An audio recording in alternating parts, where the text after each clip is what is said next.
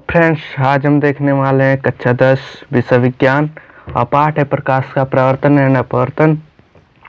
तो पाठ प्रकाश, और ये जो हम लोग आज पढ़ने वाले हैं यूपी बोर्ड के लिए बहुत ही स्पेशल है, क्योंकि इसमें से बहुत सारा क्वेश्चन उठा के देता है, चाहे वो बहुविकल्पीय प्रश्न हुआ या लघु उत्तरीय प्रश्न, दीर्घ उत्तरीय प्रश्न, सब में से मतलब इसमें से बहुत पूछता है। तो हम देखते हैं आज प्रकाश होता क्या है।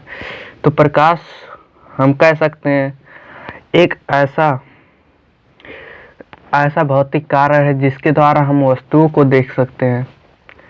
मतलब तो हमारा प्रकाश हमारे दृष्टि की अनुभूति जिस वह भौतिक कारण के द्वारा होता है उसे हम प्रकाश कहते हैं। मतलब हमारी दृष्टि की अनुभूति, मतलब हमको देखने में मदद करता है, उसे हम प्रकाश कहते हैं। और ये हमारा मतलब लघु उत्तरीय प्रश्न हो सकता है। और फिर देखते हैं प्रकाश वह भौतिक साधन अथवा कारण है। मतलब प्रकाश भौतिक ही है, वह साधन और कारण है जिसके द्वारा वस्तुओं को आसानी से देखा जा सकता है, और इसके द्वारा वस्तु को आसानी से देखा जाता है, प्रकाश कहलाता है। अगर कह दे प्रकाश किसे कहते हैं, तो या तो इतना बड़ा एक छोटा सा परिभाषा लिख सकते हैं, या इतना बड़ा एक लिख सकते हैं। मतलब लिख सकते हैं आप प्रकाश बहुत ही ऐसे पूछ सकता है, प्रकाश किसे कहते हैं, प्रकाश क्या है, प्रकाश को समझाइए, तो आप मतलब ऐसे लिख सकते हैं। और प्रकाश को आप अपने लैंग्वेज में समझ ले कि इसके द्वारा हम वस्तुओं को देखते हैं। ये नहीं कि प्रकाश हम पे पड़ती है तब वस्तु दिखाई देता है, प्रकाश वस्तु पे पड़ती है तब हमको वस्तु दिखाई देता है। ऐसे होता है प्रकाश में, ठीक। और कुछ नोट्स हैं प्रकाश के बारे में। प्रकाश की प्रकृति अनुप्रस्थ प्राकृतिक होती है, अथवा प्रकाश अनुप्रस्थ प्राकृतिक का होता है। दृश्य प्रकार का तरंगदैर्घ्य, प्रकाश का तरंगदैर्घ्य 3900 एंगस्ट्रॉम से 7800 एंगस्ट्रॉम तक होता है, ठीक। प्रकाश का और गुण देख लें, यह विद्युत चुंबकीय तरंग होता है। प्रकाश विद्युत चुंबकीय तरंग होता है, इसलिए इसे संचारण के लिए माध्यमों की आवश्यकता नहीं पड़ती। अगर यह विद्युत चुंबकीय तरंग नहीं होता तो इसके मतलब प्रकाश को जाने आने में तो मतलब किसी माध्यम की जरूरत होती है। प्रकाश का चाल निर्वात में अब देख सकते हैं, प्रकाश की चाल निर्वात में सबसे अधिक 3 × 10⁸ मीटर प्रति सेकंड होता है, ठीक। अब देखते हैं प्रकाश का प्रवर्तन नियम। ये अगर पूछेगा तो 5 नंबर से कम नहीं पूछेगा। और अगर हम बात कर लें इसमें से आपका बहुविकल्पीय प्रश्न भी पूछ सकता है, प्रकाश का निर्वात में चाल कितना होता है। तो मतलब इसमें से 1-2 नंबर का क्वेश्चन अगर पूछता है, जैसे मतलब बहुविकल्पीय बनाकर, तो पूछ सकता है कि प्रकाश का निर्वात में चाल कितना होता है, तो विकल्प दे देगा। तो उसमें से 3 × 10⁸ मीटर प्रति सेकंड होता है। तो आप लगाएंगे 3 × 10⁸ मीटर प्रति सेकंड, ठीक। उसके बाद पूछ सकता है प्रकाश का तरंगदैर्घ्य कितना होता है, तो आप लिख सकते हैं 3900 एंगस्ट्रॉम से 7800 एंगस्ट्रॉम तक होता है, ठीक। मतलब ऐसे भी पूछ सकता है ना कि मतलब से इतना 2-3-4 विकल्प दे देगा, उसके बाद पूछ लेगा तरंगदैर्घ्य कितना हो सकता है, ठीक। तो आप उसको भी लिख सकते हैं और मतलब विकल्प कर सकते हैं, इसमें से 1 नंबर बना सकता है। ऐसे ही प्रकाश से बहुत क्वेश्चन बना लेते हैं वो लोग, ठीक। अब प्रकाश का प्रवर्तन पे आते हैं। प्रकाश का प्रवर्तन 5 नंबर का क्वेश्चन आता है। मतलब ये लघु उत्तरीय प्रश्न में आएगा या दीर्घ उत्तरीय में पूछता है, लेकिन पूछता जरूर है एक बार।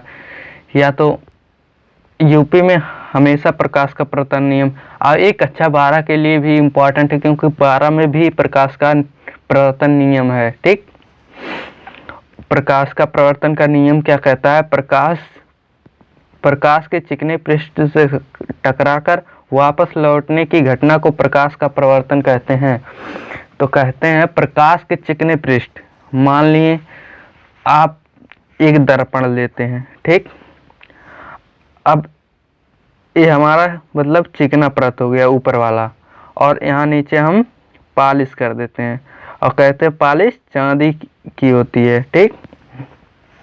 चांदी की पॉलिश की जाती है, मतलब अब ये दर्पण बन गया। अब दर्पण क्या कहा, प्रकाश के चिकने पृष्ठ से, अब ये हमारा ये वाला चिकना पृष्ठ हो गया, इधर पॉलिश हो गया, पृष्ठ से टकराकर वापस लौटने की घटना को प्रकाश का, टकराकर वापस मतलब कोई प्रकाश, मान लीजिए आप कोई व्यक्ति यहाँ खड़ा है, यहाँ से बैटरी बारता है, ठीक।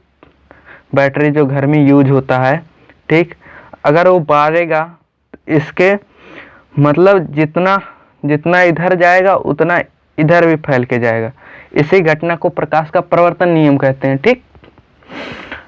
और इस चित्र को समझते हैं, ये चित्र बहुत इम्पोर्टेंट है। तो देखते हैं, ये हमारा दर्पण हो गया, क्या हो गया, दर्पण, दर्पण, ये हमारा दर्पण हो गया। दर्पण इधर हमारा क्लाई किया हो, ठीक। ये हमारा चिकना पृष्ठ। अब कहता प्रकाश का प्रवर्तन के नियम, दो नियम हैं। तो पहला देखते हैं, हम दूसरा देखते हैं, आपतित किरण आपतन बिंदु पर अभिलंब तथा प्रवर्तित किरण एक ही समतल में होते हैं। तो मतलब हम पहले मतलब दूसरा इसलिए पहले कह रहे हैं, पहले ये हमारा फिगर थोड़ा सा और आसान हो गया, तब ये वाला समझ में पहला आएगा थोड़ा सा और आसान में। तो क्या कहा है, आपतित किरण, आपतित किरण मतलब आने वाली किरण। तो ये इधर आ रही है तो इसको कहते हैं आपतित किरण, ठीक। जहां से मतलब निर्वात से चल के आएगी और जिस तल पे वो टकराएगी वहां तक की किरण को हम आपतित किरण कहते हैं। उसके बाद आपतन बिंदु, इसको हम आपतन बिंदु भी कहते हैं, ठीक। अभिलंब, और जो हमारे ये खड़ी वाली रेखा है ये अभिलंब कहते हैं इसको, क्योंकि अभिलंब मतलब 90 डिग्री पे जो खड़ा रहता है उसी को अभिलंब कहते हैं। तथा प्रवर्तित किरण, और जो यहाँ जैसे टकराकर जो किरण वापस मतलब दर्पण से जहां तक जाएगी दूसरी किरण, वो हमारा प्रवर्तित किरण होगी। जैसे मान लो कि एक निर्वात से किरण आई दर्पण पर, यहाँ निर्वात से दर्पण की दूरी को, और जो ये बनेगा किरण उसको आपतित किरण कहेंगे। और जैसे ही टकरा के वापस जो जाएगी मतलब प्रवर्तित, यानी उधर से टकरा कर वापस जाने की किरण को प्रवर्तित किरण कहते हैं, ठीक। प्रवर्तित किरण। उसके बाद क्या कहता है, एक ही समतल में होते हैं, मतलब तीनों एक ही बिंदु पर हैं, ठीक। इसको कहते हैं एक समतल, यानी एक समतल दर्पण है, उसके बाद एक ही बिंदु पर है, तो इसे समतल में कहते हैं, ठीक। अब पहला देख, आपतन कोण, आपतन कोण मतलब आने वाले और अभिलंब के बीच, आने वाले किरण और अभिलंब के बीच जो एक कोण बनेगा इसको कहते हैं आपतन कोण। और प्रवर्तन कोण के बराबर होता है जितनी दूरी मतलब अभिलंब से जितना दूर मतलब ये आएगा किरण, ठीक। जैसे मान लिए यहाँ से यहाँ तक दूरी 5 सेंटीमीटर हो गई, ठीक। तो इसकी भी दूरी 5 सेंटीमीटर होगी यहाँ से। आपतन कोण प्रवर्तन कोण के बराबर होता है, मतलब अगर यहाँ पे 30 अंश का कोण बन रहा है तो इधर भी 30 अंश का कोण बनेगा, इधर 45 अंश का कोण बन रहा है तो इधर भी 45 अंश का कोण बनेगा, ये हमेशा याद रखना। तो इसको भी कोण के बराबर होता है। तो उसके बाद लिख सकते हैं त्रिभुज, क्या त्रिभुज ए ओ एन, त्रिभुज ए ओ एन मतलब ओ बिंदु पर जितना कोण बनेगा वो बराबर होगा क्या, त्रिभुज एन ओ बी के, ये भी लिख सकते हैं। मतलब अगर इतना लिख सकते बराबर होता है त्रिभुज AON बराबर त्रिभुज NOB, ऐसे लिखना जरूरी होता है। ठीक, उसके बाद लिखेंगे त्रिभुज I, मतलब नहीं, कोण I बराबर कोण R। ठीक, यहाँ जो कोण है जैसे 45 अंश का कोण इधर बढ़े 45 है, तो इसको बराबर कर सकते हैं ना, 45 इधर 45 से, तो लिख सकते हैं कोण I बराबर कोण R। ठीक, ये होगा हमारा प्रवर्तन का नियम।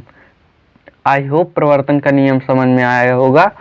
अगर ऐसे ही विज्ञान पढ़ने के लिए हमारे चैनल को सब्सक्राइब करें और कमेंट करें कि अगला वीडियो किस टॉपिक पे होना चाहिए।